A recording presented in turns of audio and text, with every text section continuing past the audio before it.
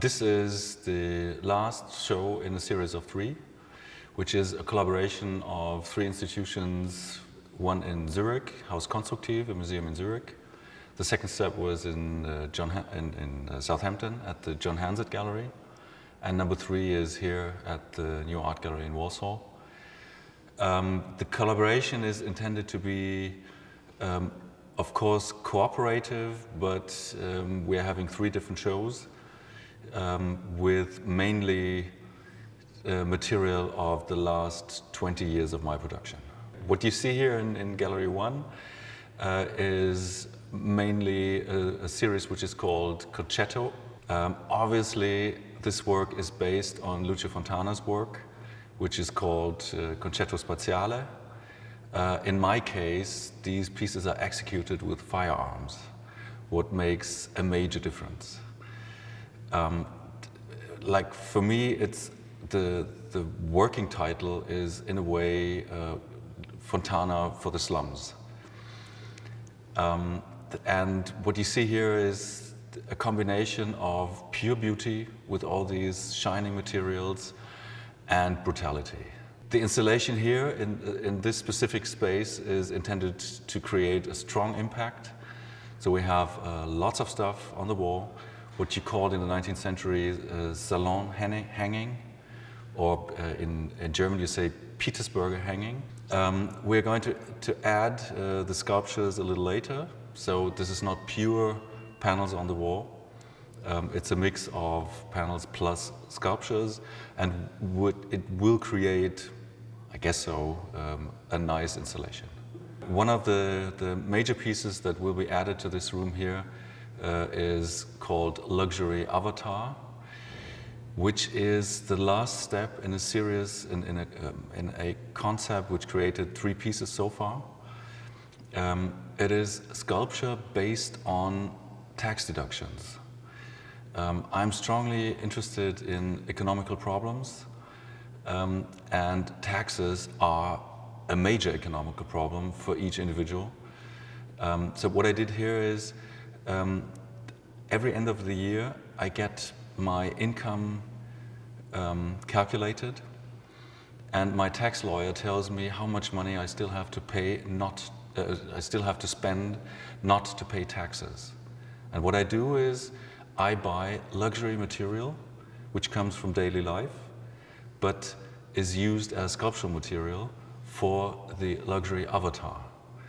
The avatar is like a parallel existence of myself in luxury. So the first step of this work was to create a sort of replica of my body, therefore it's called avatar. I keep on, first of all, to gilding it. So far you can see the head is golden already. Then I ran out of money and I had to stop. And I'm going to add clothes now. And if it runs, excuse me, if it runs really well, I'm going to buy a car, a boat, a house, until either I die or the financial officers will stop me. Gallery 3 shows as the sculptural work so-called collapsed avatars, which is based on the luxury avatar, not by content, in this case simply by the shape of the work, the design of the work. So I took busts from the luxury avatar and created porcelains just because I was curious to see what is going to happen. And I thought the sculptural quality of the luxury avatar was far better than I expected it to be, because actually it's just a replica, and I was actually expecting it to be more like a puppet in the end, but it's a real good sculpture. So I thought there's something more in it. And I started with these busts, and the guy I'm collaborating with, who's working for me, just bought a kiln, and we decided together, okay, let's try, see what's going to happen. And it occurred what I really love, that I have a concept, I start something, and from a certain point on, it becomes independent of me. So all these porcelains collapsed in the oven. So they bent, they turned, they broke, and I instantly really loved that. And I called it collapsed avatars. And it is presented like a classical sculpture which comes from art history. We all know these busts of famous people like, I don't know, Voltaire, Beethoven, whoever. And this is something I really like to get hold in history, in art history, to use art history like a base, a plinth for my work, even concerning content, and then create something new out of that and put it on top. There's also in Gallery 3, we also have a brand new series which is called Intercontinental Paintings, which is another economical concept. I try to create paintings like an industrial product. And the magic word of these days is outsourcing. And in this case, it's global outsourcing and a sort of absurd global outsourcing. Because outsourcing is meant to make things cheaper, production cheaper. It made my production extremely expensive. Because I hire painters all over the world. On each continent, I have at least one. I discuss what to do with him. Of course, he is an ambitious artist and somebody who loves to join the project and gives his best. We discuss the project, the painting. Then he receives the paints and the canvas, like all the material from different continents, finishes the painting, sends it to me. I get the frame from another continent, and the assembling is, in this case in Germany, because I'm based in Germany, what makes it a project that runs all over the world. And what you see here is, as a start for this series, very, very traditional motives, like no-go motives in these days, like sunset landscapes, bouquets of flowers, things like that. I have a painter in Australia who receives the canvas from China, Asia, and the paint from America, and the woodwork comes from Africa. Or the painter is a great painter in New York who receives the paint from Australia, the canvas comes again from China, and the woodwork comes again from Africa. Gallery 4 shows another major work which was executed in 2009 and 10. It is an HD video which is meant for a real big projection. It shows a static shot of a big building with 200 windows. And what you see is stones are smashing the windows from inside to outside, so they're coming out of the house, which creates damage, of course, a certain rhythm, and you never know what's going to happen next. This is a very physical work.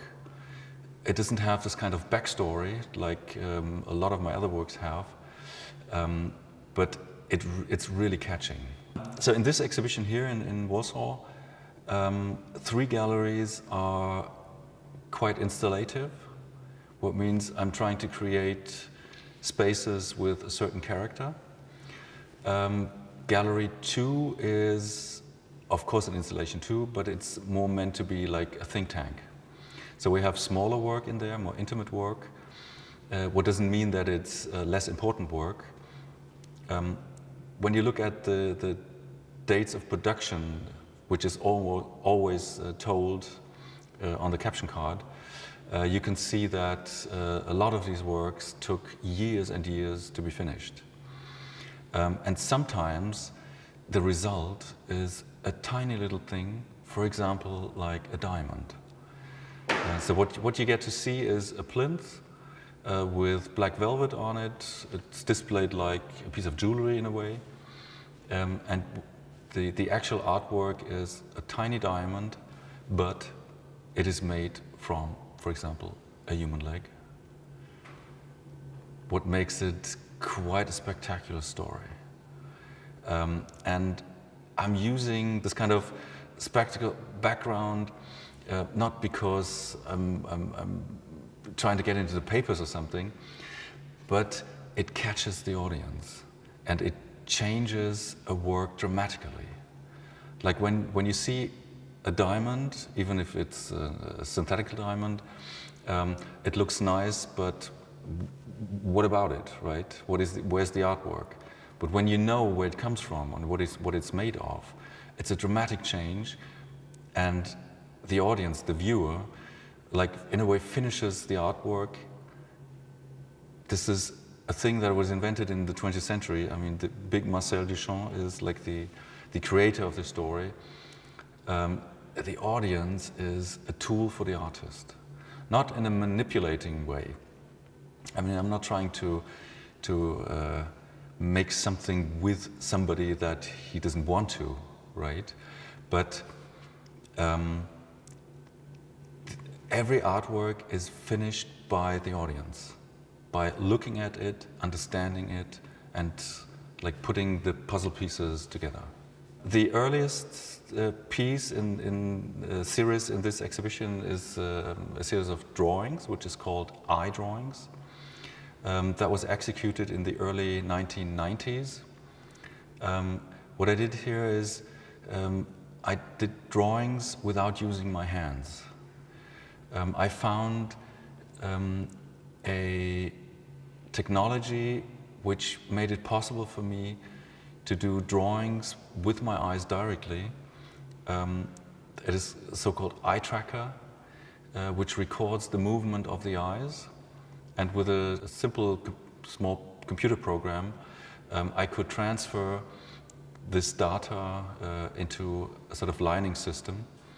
And what you see in the end is a drawing which follows the movement of my eyes. That was very inventional at that time. You can tell easily by hardly anybody understood it. The art world was either rejecting it because too many machines were involved, and or people didn't care, right? That has really changed. This thing is in a lot of museums now, and sometimes it takes a while until the public and even the art scene accepts things. A connecting piece in this exhibition is a sculpture which is called PAC. It connects gallery 3 and 1. And it consists of 8 taxidermied dogs. It is not average dogs, it's fighting dogs, what it makes quite a difference. And this is another of these works without a big backstory. This work works very physical. Like when you see it, it touches you. There's nothing to do about it. Even myself, when I'm surrounded by these dogs, I feel this sort of tension, right? It is not only caused by the circumstance that it's fighting dogs, but also that they are so well done and so well handcrafted by the taxidermist that they look real. And I can only, I mean, I could tell a lot of stories about what it made to the audience and how about this impact. But I would rather say, come to the gallery and check it out.